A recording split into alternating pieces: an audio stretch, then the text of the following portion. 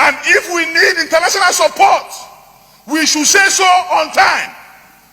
If we need international collaboration, we should do so on time.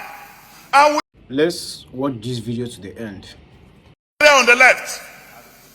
And we all swore before men and God to defend that constitution. And the most potent part of that constitution states that the security and the welfare of the people shall be the primary purpose of government. Today, Mr. President, there is no security, not to talk of welfare. And you need to be alive to even enjoy welfare.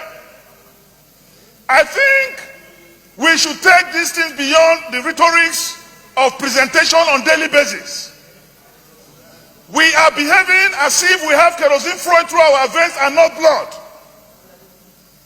Most elites in this country, from the president to the least appointed, are protected by police and mobile police and even the army. Who is to protect the common man on the streets?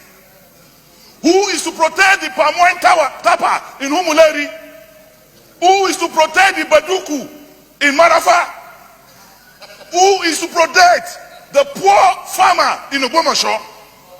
Mr. President, we should outgrow rhetorics and sensational presentations and call a spade a spade. The President of the Federal Republic of Nigeria must show capacity as the Commander-in-Chief of the Armed Forces.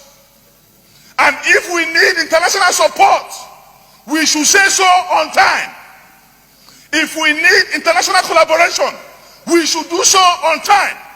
And we should not just be concentrating on creating funds for the army and the other security without looking at the police. Intelligence gathering in this country is dead. Events will happen, there will be signals that they will happen, and they will happen, and there will be no remedy.